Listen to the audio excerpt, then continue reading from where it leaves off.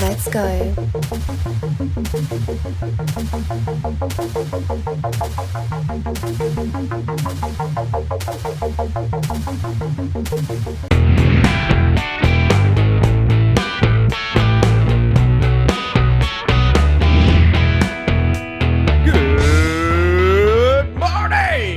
Wrestling. Welcome back to the latest episode of WINCLY TV. It is me, the managing editor of Wrestling Inc., Nick Hausman, joined here as I am every Friday, 2 p.m. Central Standard Time on the Ringside Wrestling app. It is Raj Giri. Raj, welcome back to the WINCLY. Yeah, it's great being back. Oh, man, it's already been a big week, and on top of that, it's been a holiday week. We want to start off, of course, by wishing everybody a happy 4th of July, Independence Day week. It's been a lot of fun here for us at the site, getting to cover the festivities. We had a great piece run yesterday looking back at the Lex Express and Lex Luger turning Yokozuna. I watched most of this documentary already called All Aboard the Lex Express. It's a hidden gem on the WWE network. And Raj, I really can't recommend it enough. It's just so 1993. So many jorts. It's beautiful. I need to check it out. I met Lex Luger on that Lex Express. I'm not kidding. Whoa, for real? Yes. Oh, okay. Well, you got to tell me. Tell us your Lex Express story. Yeah. So, the Lex Express stopped in Denver. We had just moved here, and I went and met him. It's pretty cool. I was a big mark back then. Man, you were in the bus itself? No. The bus was outside. He was signing autographs and doing that whole bit. Bus Jason, still very cool. Very cool. Yeah. We are here, WINCLY TV. We're going to talk the top 5 stories of the Wink. We also, later on in the show, we're going to release the full video of the media scrum that AEW president did immediately following AEW Fyter Fest. Tony Khan was nice enough to give the media about a half hour of his time. So a nice meaty bit of pro wrestling video news content at the end of the show. A lot of stuff gets discussed in it. We're going to get to the big stories coming out of Fyter Fest later on here on our top 5 stories of the Wink leading into that, but that's something for you guys to look forward to. And of course, we want to let you all know this is the Ringside Wrestling app. It's free to download. Original pro wrestling programming 7 nights a week, 7:30 p.m. Eastern Standard Time. Danger Zone, Fantasy Warfare 2. You get Josh Matthews here, Madison Rain, Petey Williams, and of course, a lot more live content is going to be coming at you here in 2019 via the Ringside Wrestling app. So check it out. Tell a friend. Go over to the iTunes store. Leave a nice review. All that stuff is always appreciated. But let's get to it here. The top 5 stories of the Wink still heating up, lighting up, setting fire to our headlines over at WrestlingInc.com. Paul Heyman and Eric Bischoff. Last week, WWE announced that these two men were going to be taking over new creative responsibilities, with Heyman heading up and being the executive director for Raw and Eric Bischoff being the executive director for SmackDown. Before we get into some of the creative decisions and the ripples we've already felt from this decision, let's talk a bit about the backstage politics of this. The Wrestling Observer reporting Fox executives didn't know that these two men were going to be appointed. They have wanted to work for Heyman for a while now, but they got, quote unquote, the other guy here and Eric Bischoff. Now, the Observer also noting that people who worked with Bischoff and TNA that are working for WWE now are really baffled by the decision to bring him in this role. What do you make of this report, Raj? Well, this is one of those cases where I respect Dave Meltzer a ton. Big fan of the Observer, but he seemed to contradict himself here in the newsletter. He said he said the Fox people had no idea it was coming, and then he said, but they wanted the other guy. If they had no idea it was coming, how do they want the other guy? And maybe he meant that they've been wanting Heyman for a while, but if they had no idea it was coming, then they don't really know about Bischoff. Bischoff has a lot of experience with network executives and things like that. He's done a lot of not so successful reality shows in the past. Scott Baio. He had the little wrestling thing he did with Hulk Hogan there for a while. He's done other shows. What's Celebrity Championship Wrestling. Hulk Hogan Championship. Great piece of content, by the way. Okay. Yeah. Willis was on that show, right? Yeah. We saw this week Raw. Heyman's fingerprints were all over Raw, and it was, I thought, a better show. And I thought the past 3 weeks, I think them getting rid of the really long, the long matches that really have no meaning, that are just there to kill time. And it just feels like a much faster paced show. It still has a lot of problems with the 2 out of 3 falls and having to restart these matches all the time. It's just awkward. They need to get rid of that. But the show has been a lot faster paced. I think it's moving faster. And Paul Heyman jumps in. The show felt a lot edgier and a little more with the times, I guess. And we saw a big jump in the ratings this week, 10% higher for Raw. Yeah. Let's talk a bit about that. Yeah. So, we do have Heyman here now. It sounds like, according to the Observer, Raw did have Heyman's fingerprints all over it, as most of the material for the show was going through him. You note that 10% increase in viewership.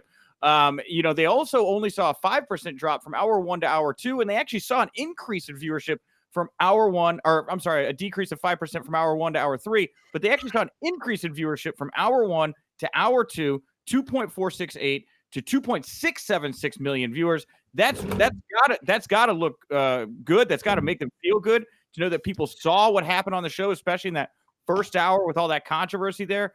Headed over to Twitter, texted their friends, said something different's going on here, and people turned the channel. Yeah, and I'm sure Undertaker in that second hour had a lot to do with it as well. And the tease, although Taker, he has been on other shows recently. But yeah, I mean, this episode, it was the second most watched episode since the Superstar shakeup. Highest rated in a while. So I feel like it was the highest rated since the end of May. So, anytime you're going up, it's the right trajectory. So, yeah, we'll see. They threw a lot out there this week. Let's see if they can keep it up. Well, let's take a look at what they threw out there this week. We talk a lot about the new direction, how it's edgier. This brings us to our second big story of the week, and that is Braun Strowman throwing Lashley through the Raw stage. Now, at WrestleVotes is reporting that the reason for this segment is maybe because WWE has a new stage they're about to debut very soon. Of course, during this segment, Corey Graves, he screamed this expletive, holy S, right? Which happened right when the spot happened. The Observer reporting that line was scripted. It was meant to make the show edgier. And of course, in storyline, WWE reporting here that Braun may have had a ruptured kidney. Now, this show, because they were doing so much stuff different, some people like stuff, some people didn't like stuff. Did you like how the opening of this show played out with Braun and Lashley? I loved it. I know people could say it looked a little too staged, but we're talking about pro wrestling here. Right. Yeah. you had a dead man coming out and shooting lightning, at the ring, or lightning, coming at the ring. So, when we're criticizing, you got to remember what we're watching here. But I loved how they took their time with it, made it seem like a big deal. Neither of those guys got up and no sold it at the end. It made it seem like a big deal, and they don't usually do that. A lot of times you'll see Roman thrown off on a stretcher, thrown off the stage, and then he's fine the next segment. So I really liked how they did that, and made it seem like a big deal. And if Braun does need a little time off, this was a great way to write him off and have this big angle. And I think it really drew people in. Yeah, I 100% agree. How can you not be invested in talking about this? The way they played it out, they slow played it, right? You had him go through the stage. You had the moment there with Corey Graves. Then you go backstage to this long, steady cam shot, not shaking around, just an overhead shot of all the medics, all the referees, tending to Braun, tending to Bobby. It felt very old school and just different. I'm happy to see they're taking these chances here because, I for one, was very skeptical that Vince was not going to allow Heyman to have, a ton of influence on it, or maybe pull him in a little bit. This right out of the gate, they put their critics to sleep here with that one because it was just so impactful. And it gives me hope here that since the ratings were good, we're going to see more of this because, as we all know, numbers matter to Vince, and he can quantitatively look at this like a success. And he's more willing, I think, to go through with it because he's also pretty quick to kill things if he doesn't think they're working.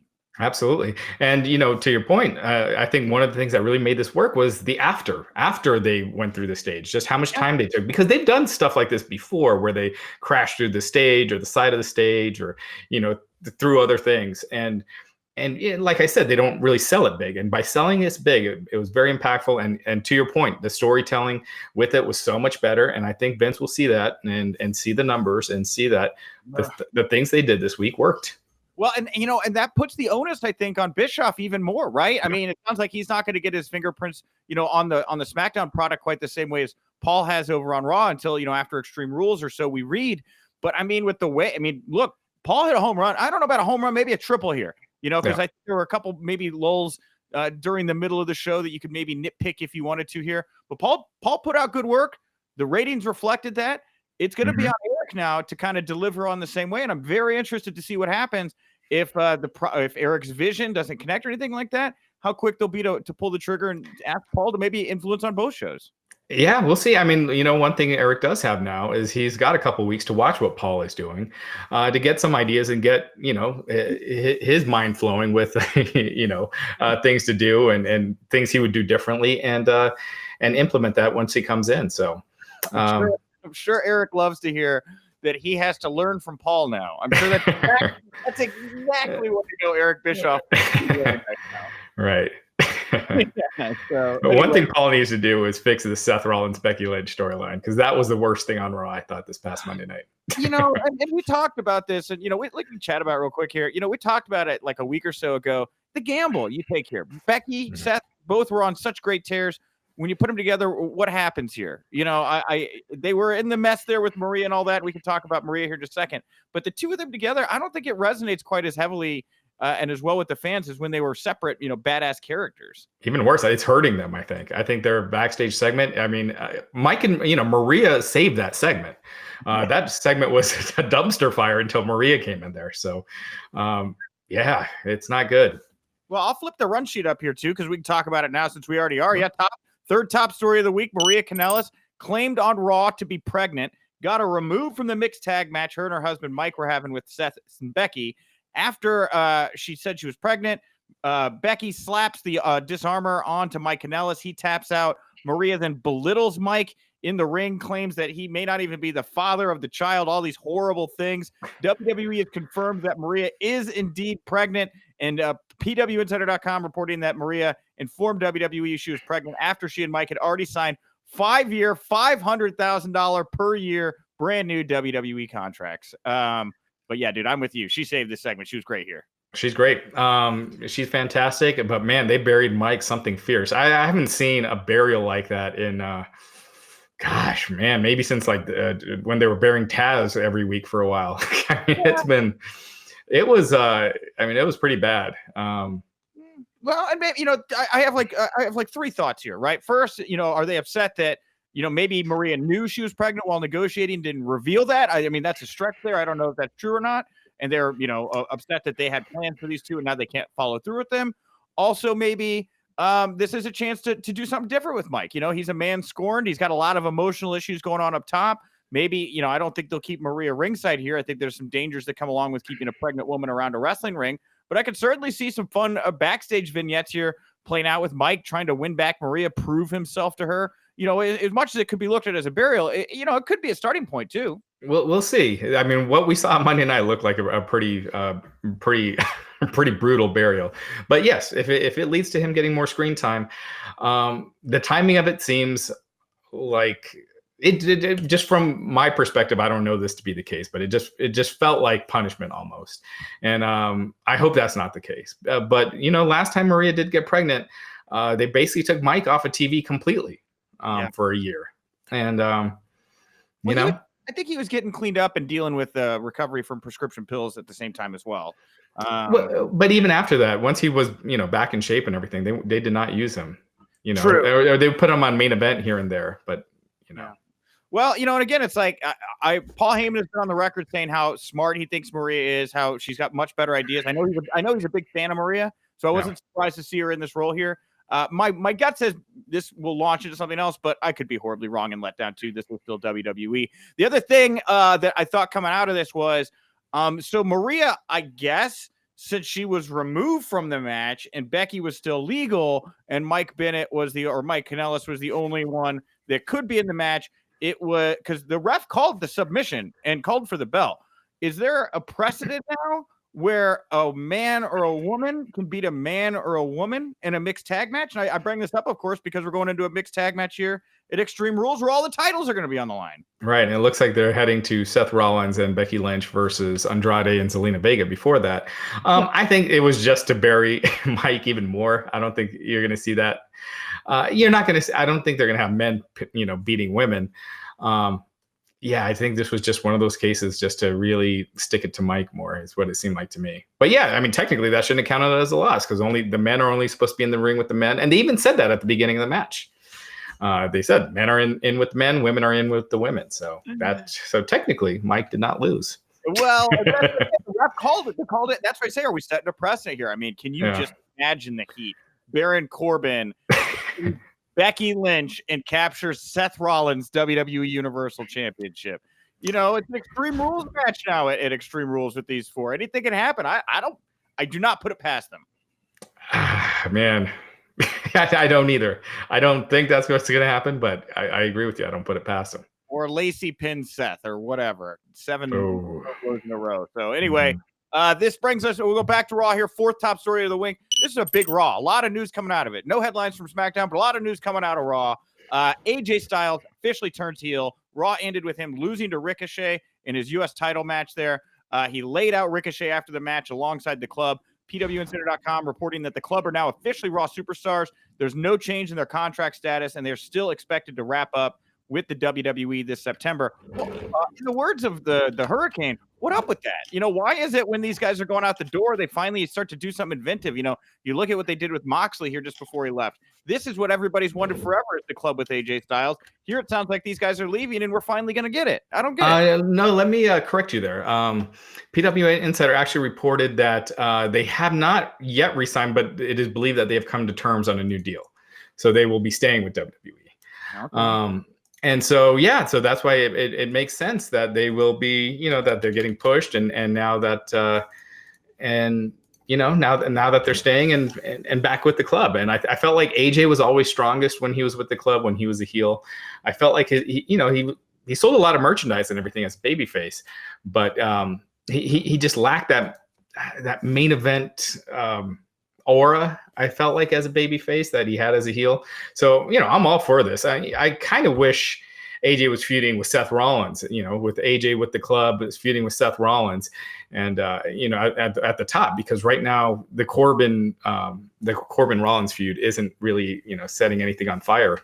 Right. But look, Ricochet and AJ, it's going to help Ricochet out greatly. And you're talking about elevating young talent. This feud is going to do wonders for Ricochet.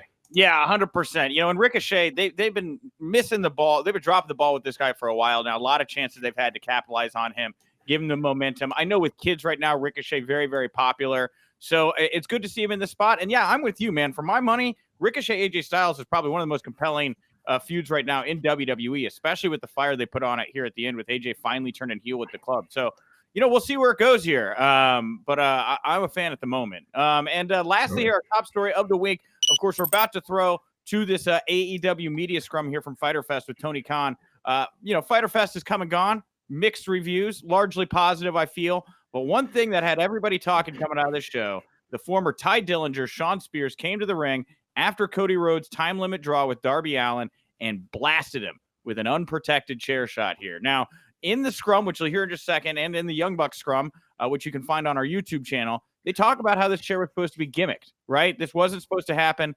What happened here is Shawn hit him with the chair. The chair slid right down his head. The backrest of the chair sliced Cody's head right down the back. 10 staples, no concussion. And that's where we're at here. Raj, you've digested this as I have, looking at all the comments on Twitter in the comment section. What's your take here now that you've had a little while to reflect on this chair shot? I'm pretty sure they won't do that again. And I know you, Nick, you asked Tony during the scrum about what their protocol is. And they mentioned that, they had the doctor ready and they were all prepared for it. The chair was supposed to be gimmicked. They didn't really go into detail on what that meant. Did Shawn Spears hit Cody with the wrong part of the chair that wasn't gimmicked, or was it just a freak accident? We don't know, but Cody was legitimately busted open on the back of his head, and we never see stuff like that on the main stage with WWE or anything. So It was ugly. It was impactful. They sold it big. They made it seem like a big deal. But I hope that they don't do that again. I don't think they will. And again, in the scrum that you were with Tony Khan, they talked about how they're not going to be doing these hardcore matches or anything on TNT on their TV show. The more hardcore stuff will be reserved for pay-per-views, but we won't be seeing that on a weekly basis. You're going to all see the scrum here in just a second. And Tony looks like visibly uncomfortable even having to talk about this. So, I'm with you. I don't think on pay-per-view or TV we ever see another unprotected chair shot. As far as how to gimmick a steel chair, there's a great thread over on Twitter from the former ECW WWE star, the Blue Meanie, where they talk about how they used to gimmick chairs back in ECW. He, Balls Mahoney, a lot of other guys that would do that. You take the seat of part of the chair and you pound it out. And then you bounce it back in. And so when you hit somebody in the head, it kind of snaps like a Snapple bottle, the top of a Snapple bottle where you feel it looks impactful, but it's really just popping back in the other direction when you get hit. The problem with that is when you do that, it creates a curve. And so the chair could slide, it's easier to slide in between the gap between the seat and the backrest there. So anyway, it's still not exceptionally safe, but that's how they were deciphering this, with before and after photos of the chair looking like it was pounded out. So I think that's maybe how they tried to gimmick it. Don't quote me for gospel, but that was from an expert on how to gimmick a steel chair. If anyone knows about steel chairs, it's him, right? No kidding. Well, without further ado, let's get to it here. Ross and I'll come back here in a little bit to wrap up the show, but here it is. AEW President Tony Khan's post-Fighter Fest media scrum. Hey, Tony. Hey, guys. Do you want me to stand up on the thing? I like standing. I like being down here with you guys. I feel like I'm a man of the people with you guys. Hi, how are you? Good. Do you guys enjoy it? Good. Great. Do you guys, hey, it's good to see you. How you guys want to go one by one? Sure. What's the protocol backstage when you see something like what happened with Cody with that chair shot and the blood? I'll call the doctor immediately. It was obviously really regrettable what happened. I don't know if this is the time to go into detail about what happened, but we had taken precautions in this situation and that specific situation, and doctor was available, and Cody does not have a concussion, and his staples, and that we're all very grateful for that. Your first thoughts about Fighter Fest, the results? My first thoughts about the results, I think it's really like what happened at the end with Kenny Omega and Jon Moxley leaves us with a lot of really big intrigue going into their match at All Out. I think it's a huge match at All Out coming up, and it's one that people are really excited about. We announced it right before tickets went on sale, and then we had the most demand anybody's ever had for a show when we did our pay-per-view announcement, and I think there's going to be huge demand on pay-per-view, and I think people are really excited about that match. So I think that left a lot at the end. Kenny was up and Mox was up, and then to see at the end, I think it felt like Kenny had done so much to finish Mox off, but Mox was still there. He took a licking and kept ticking, and that was pretty cool. And also in the women's matches, I thought it was awesome. Riho was tremendous and really earned that victory, and that was a really hard-fought women's match. Also, Allie and her match, I thought they put together a great match, and Allie was tremendous in that. The three-way tag was like a very significant result. I think for the best friends now, they're in a really good position, and we have this tag team tournament that I told the media, I told him specifically, it said Steve Austin as a member of the media, that I wanted to do a tag team tournament, and we're going to do a tag team tournament when we go to a weekly television show. And that was a really important result as well. Shima getting a win, I think that was a really important result. He's got a big match with Kenny Omega in 2 weeks in Jacksonville, right up the road in my backyard, in my little home, in my home venue. I live there in that complex that you guys are going to go be at the show at. And that was a huge result. The great show all around. And obviously Cody and Darby, that was a big, for Darby, what a showing tonight. And the draw, you saw that, I think they really went for it at the end, and it got really heated. But you got to watch the time limit. And Darby Allin, what a showing! What a great match. And it was unfortunate what happened after the match between when Shawn went and did that. And it was an unfortunate situation. And all I'm going to say to you guys on it right now, and I will talk about it more in detail, but you could build the safest airplane in the world, and if there's pilot error, there's pilot error, and that was it was not good. I'm trying to think. That was I covered a lot of the matches there. Do you have any other questions on the matches? Or speaking of time for the following 2 weeks, how do you feel about WWE counter programming with the Evolve Anniversary show? I mean, we just kind of focus on our shows and what we're doing. I'm really excited about Fight for the Fallen. Thanks for asking about it, because it's something I've wanted to do for a very long time since we first had conceived All Elite Wrestling, because I think it's going to make a really positive contribution to my local community in Jacksonville. And, I think people want to come out that day. We're going to have a very good crowd, and I also think that a lot of people are going to watch it on TV, and we'll be taking donations and trying to help victims of local violence. And I'm a huge wrestling fan, and I won't be able to watch that show because we have a lot of things going on of our own. So I think for a lot of people that's probably unfortunate, but there's only so many weekends, and you got to do your shows when you're doing them. So what are you when gonna you do? talk about the first episode on TNT, what goes through the planning process of planning what venue you're going to do, what size venue you're going to do, and then moving forward? It's a really extensive process. It's a really good question. And again, we haven't said anything specific on dates. So, but without saying anything too specific, Raph is standing right here. We've had really extensive conversations on it. We spend a lot of time talking about it, and we're going to have a great lineup of buildings prepared. We're going to do really great TV shows, and I think it's something that people have been missing. There's certainly been one company that consistently has produced really high production value TV and from big arenas weekly on a live basis, and I think now there'll be more people doing it, and I think that's really good for wrestling fans to have more of that. Tony, tonight. Oh, go ahead. Oh, sorry. Yeah, you had asked. You mentioned the time limit, and also the Bucks had mentioned that as well. Is that something we expect to see on the TV? Yeah. Weekly? Well, there's only so much time. We only have so much time on the show, so I think we're going to have time limits, and you have to, we're going to have to stay in the time limits, or we have to go on and have other matches, because otherwise, one match could take the whole show, as you saw. But yeah, we will have time limits. Yeah. Tony, tonight we saw attacks, we saw middle fingers, there was cursing, there was blood, there was chair shots. Could we expect some of these things on TNT weekly? No, definitely not. Definitely not. That was because this was not TV. This was a streaming show. It was it was effectively a pay-per-view in a lot of the world. In the U.S. it was presented free, but this was a pay-per-view.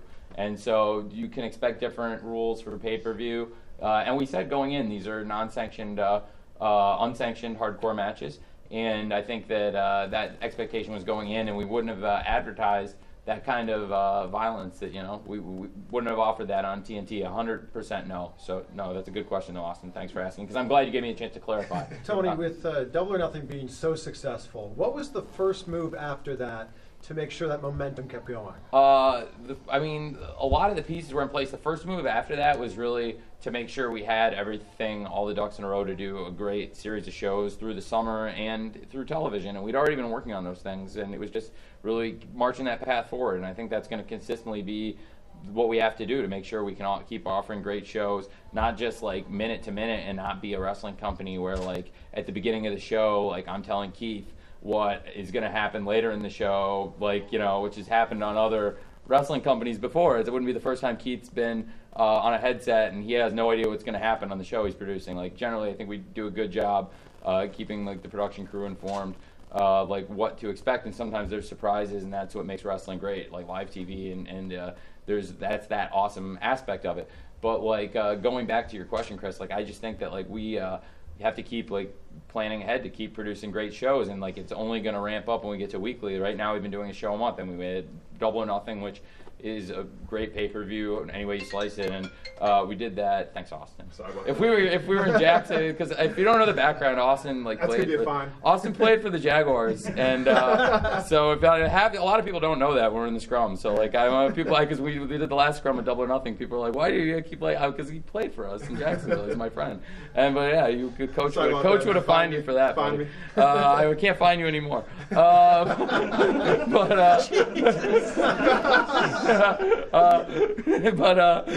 anyway, I'm sorry. It was too fun. It's fun. I haven't seen him like this in a while.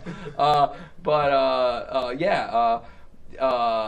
sorry. But anyway, back to your question. We have to keep doing great shows. It's really fun being here with you guys, and I think it seemed like people really enjoyed the show. The crowd afterwards was really happy, and it makes me really happy because it's the second show in a row. We've had a lot of fans in a building. I think production-wise, Keith and the guys did a great job, and the wrestlers killed it. So we just have to keep doing that, and it takes a lot of work to prepare to do that. And so the day after Double or Nothing, like, everybody was out, notebooks out, pens out, like, making plans, and we just have to keep doing that and plan ahead, so we're not doing stuff at the last minute, trying to throw stuff together and trying to agree to what we're gonna, it's no way to run any kind of business. Tony, with the way the rundown was set up tonight, It was action, promo, action, promo, action. Not a lot of cool down spots, but you didn't lose the crowd at all. What does that say about what you guys were able to accomplish, and is that something you can expect with TV as you move forward? It's like when you watch like a professional fighting event, like if I were watching, say, a UFC or a mixed martial arts event or a boxing show, that's how it would be. There's fights. I was at the Ruiz Joshua fight at MSG at ringside, and I watched, and it was, they had fights, and there weren't a lot of cool down spots between the fights, and they went out and they had a great main event and built up, and the crowd was really with it.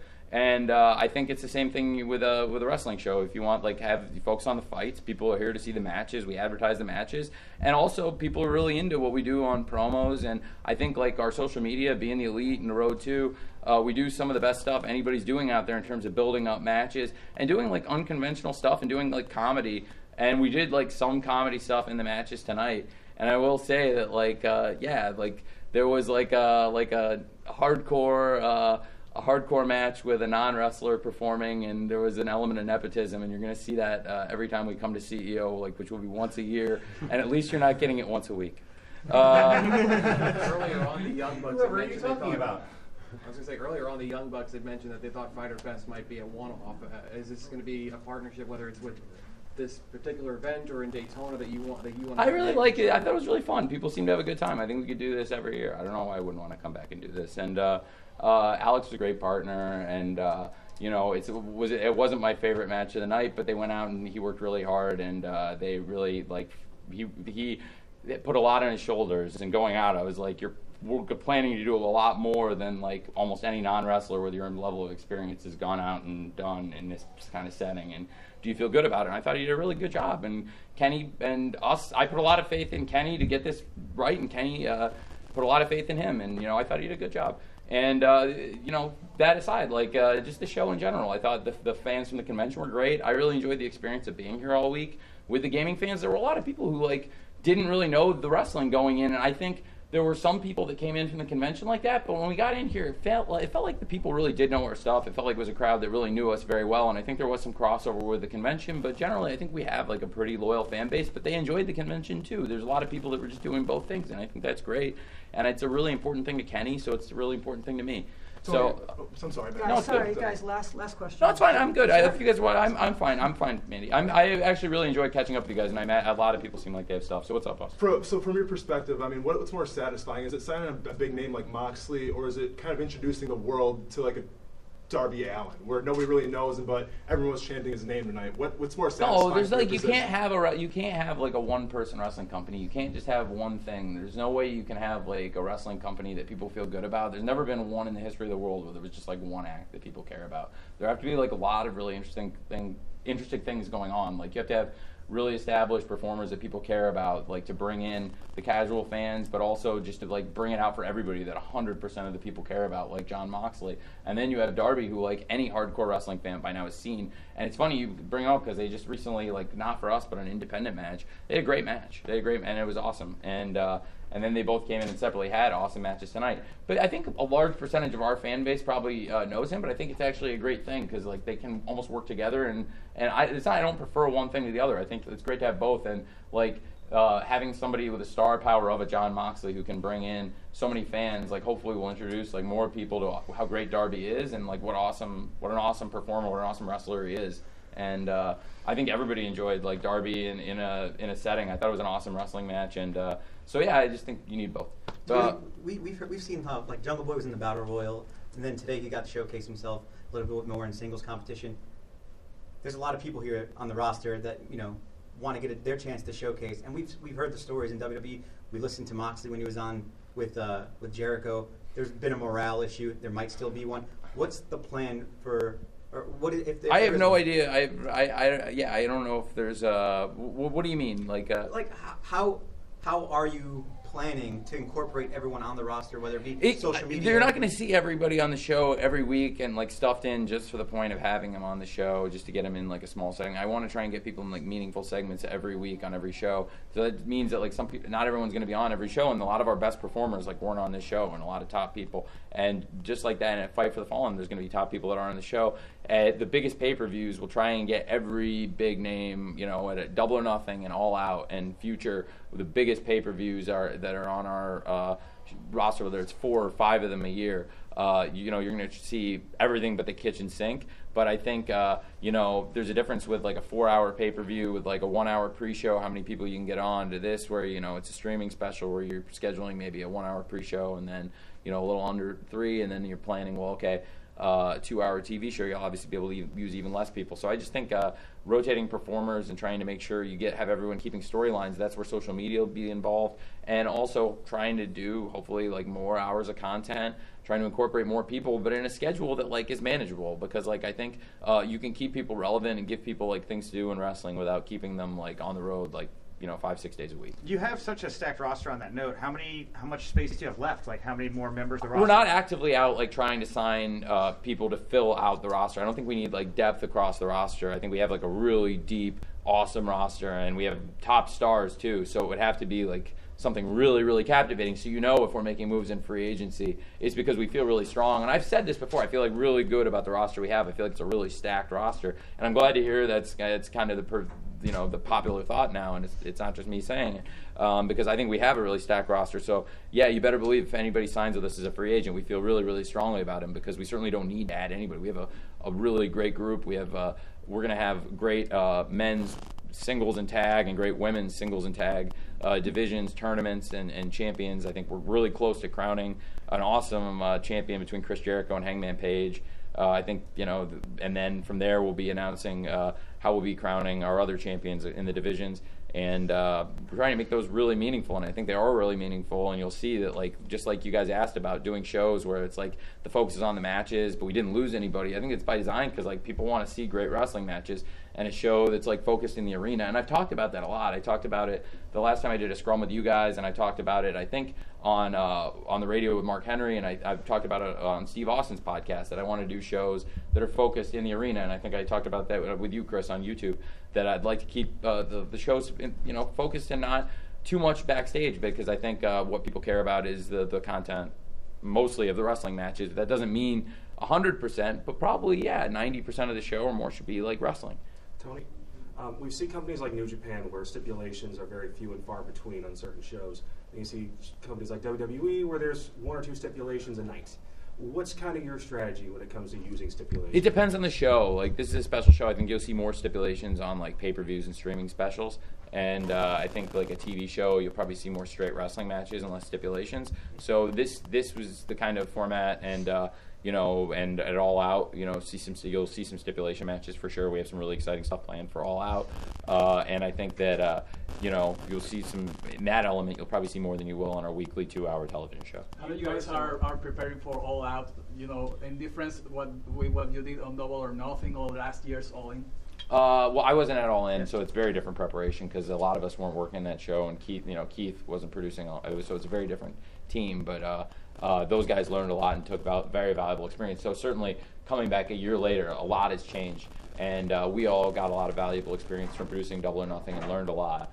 So it'll be our first event of that magnitude of the full-blown pay-per-view, available here and worldwide on pay-per-view. And I think that it's, we have a lot to live up to. We have a big act to follow, big shoes to fill after Double or Nothing, and I think we're really up to it. I think All Out's going to be an awesome show.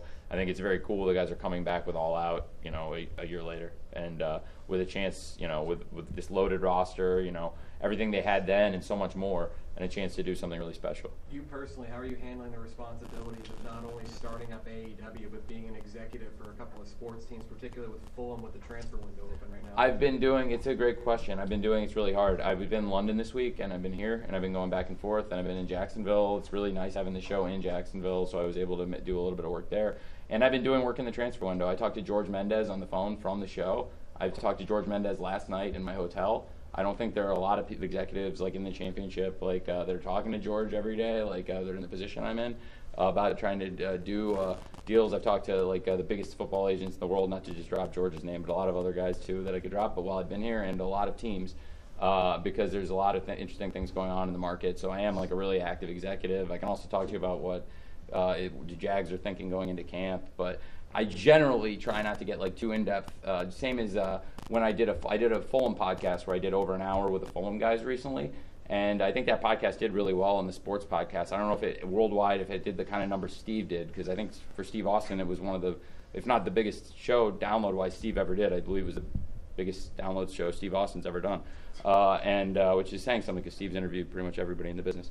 We did real well with that Fulham one that I did, but I stayed away from the wrestling on there too, and we didn't talk about it all, except they briefly congratulated me. It was like 5 seconds, and I said thanks. But I try not to get too deep into it because everybody wants to focus on wrestling here, but it's hard for me because there's only so many hours in the day. You have to multitask. It's really hard. One of the things I noticed with your style is your transparency. How important it is for you to be open, honest, not only when you're doing these interviews, but with talent, like when they first meet you, you want to make a good first impression, and they've, pro wrestling is not known for transparency a lot of times when it comes to other companies. So it seems like, a different style that you're kind of going. Are they kind of a little bit what do you, Well, if I'm in sports, you can't not talk about the other teams. Like, it's different here because we you're playing yourself almost because you have to to put on the best show you can. You can't focus on competition here. And for me, so the competition is almost ourselves and putting on the best event we can put on. Let's challenge ourselves and focus on ourselves and do the best within ourselves. So it is different, but I think there's other sports like that. It's like playing golf. You can see what other people are doing relative to par, pay attention. Okay, well, I need a birdie here or whatever. But at the end of the day, it's about you and what you're doing. It's you have to focus on yourself. So it is. I do think that it is cool because it is different than the other sports I play because you spend so much time scouting and watching tape of other people. And here, you can scout other wrestlers and you watch, which is great because I love watching wrestling, right? Other companies and stuff. But you can make use of it and make it an actual valuable skill instead of the one thing you're doing that's not productive use of your time watching English football and watching NFL and college football. But anyway, I just try to be transparent with the media in all sport. In England with Fulham and with the Jaguars, because you guys are just doing your jobs and with the fans too. Because at the end of the day, I think that's one of the reasons people like AEW, not just from me but from the wrestlers. We've been pretty real about it. They're certainly I think it's 2019 and people know wrestling's at work, but we do come out and try and be pretty straight with you guys about what we're doing.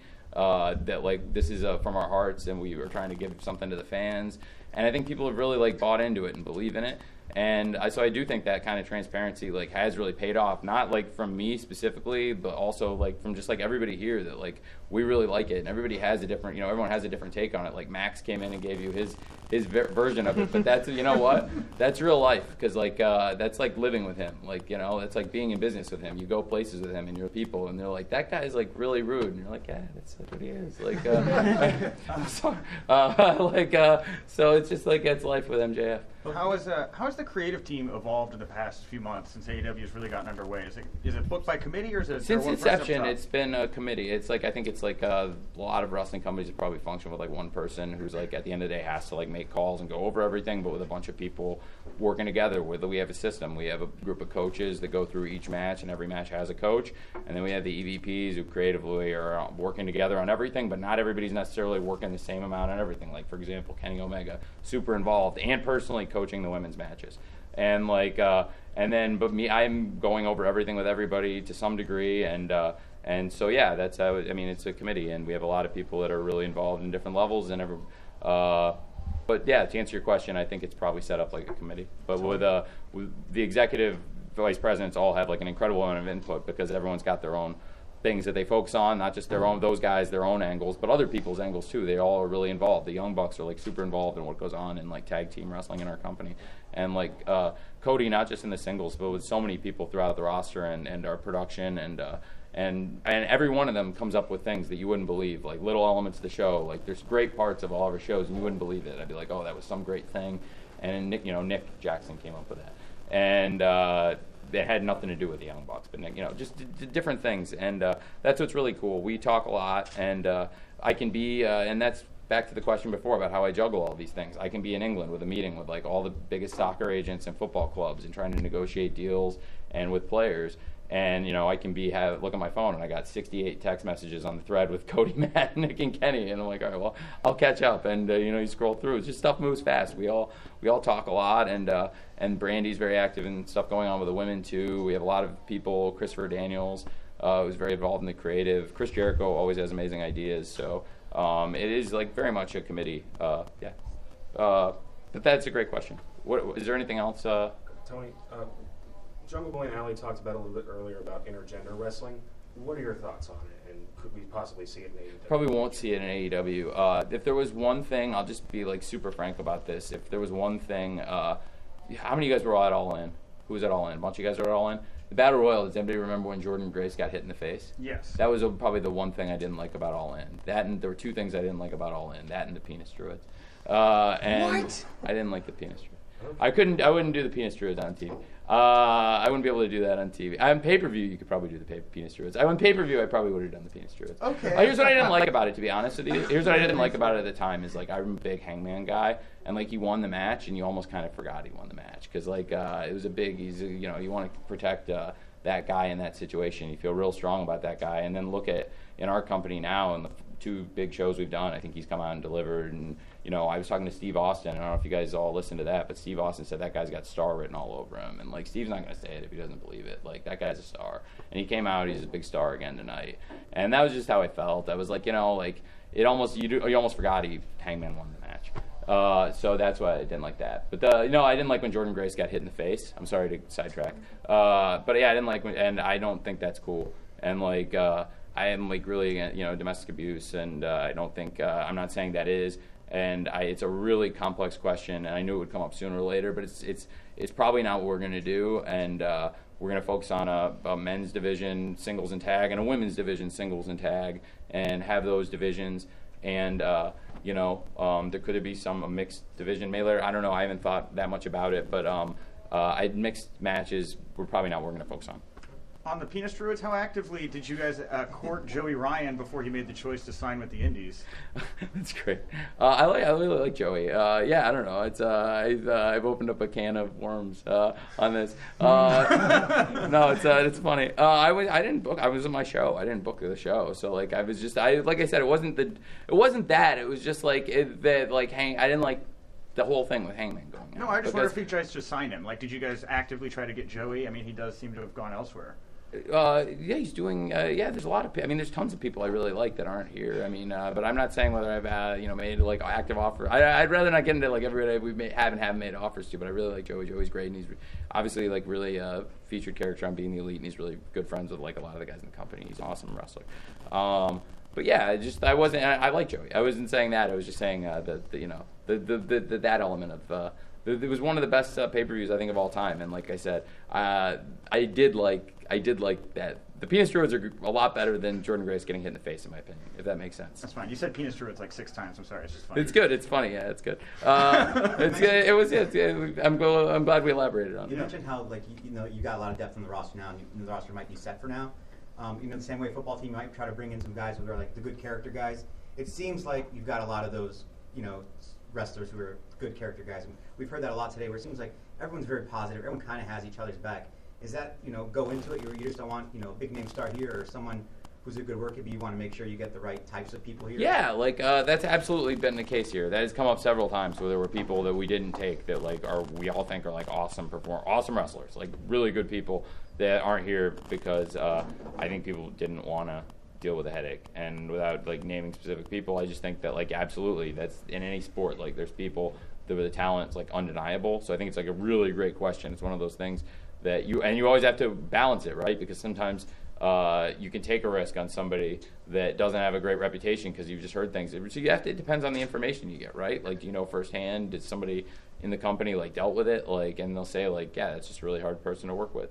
Well, then if they've already been down that road and they really feel strongly about it, then they're probably telling you the truth, right? So that's a pretty good indicator, I think, in any sport. If you have people that have been in the locker room with those people, whether whether it's football or wrestling, I think you can trust your people. And I think what we have here is a really good dressing room with people that have worked together before, and people that feel real strongly about each other. And the people that haven't worked together before, they've worked with somebody here before. Everybody knows somebody here, and that's a really good question, because that is one of the strengths of our company. I think is we have a really good group of people, and there are tense moments for sure, but it's been certainly through 2 shows, it's been a pleasure.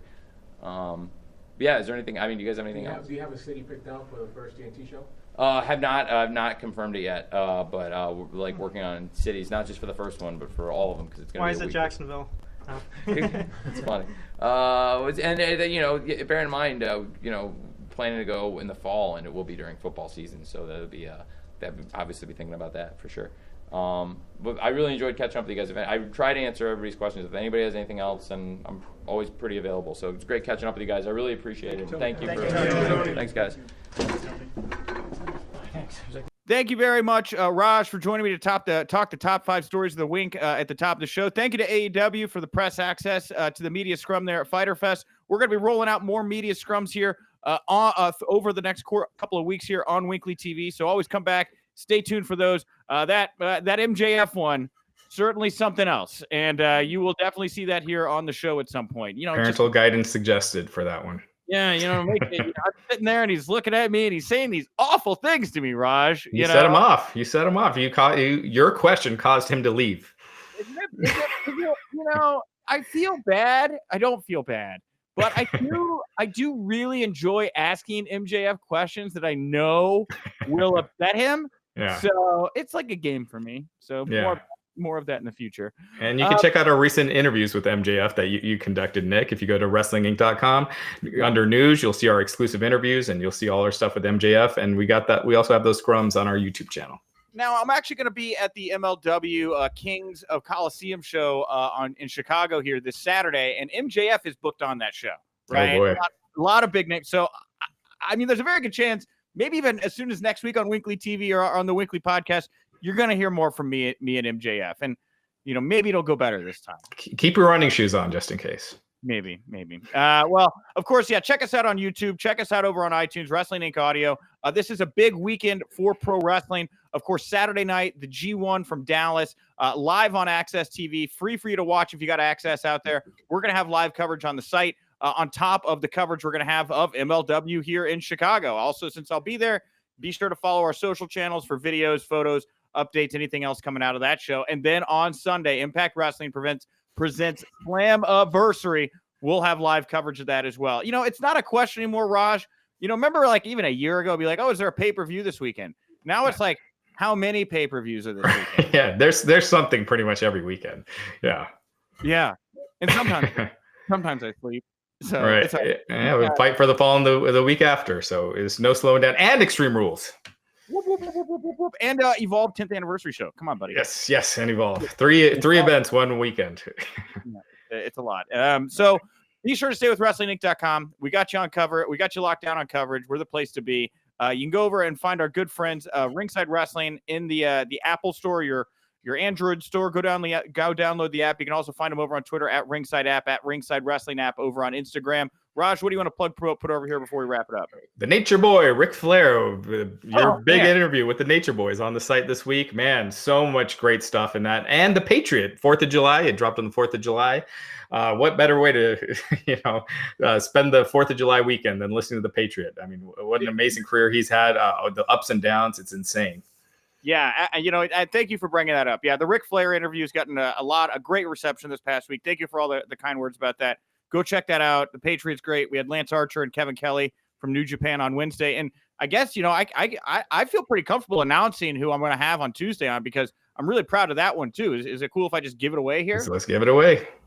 All right, everybody. His sons, Ross and Marshall, are two of the hottest names in MLW. Of course, you probably saw them on the last of the Von Erichs. I am thrilled to announce on Tuesday's episode of the WINCLY, 45-minute conversation with the legend Kevin Von Erich. And if you like the Flair one, if you like the Del Wilkes one, you are absolutely going to love this one.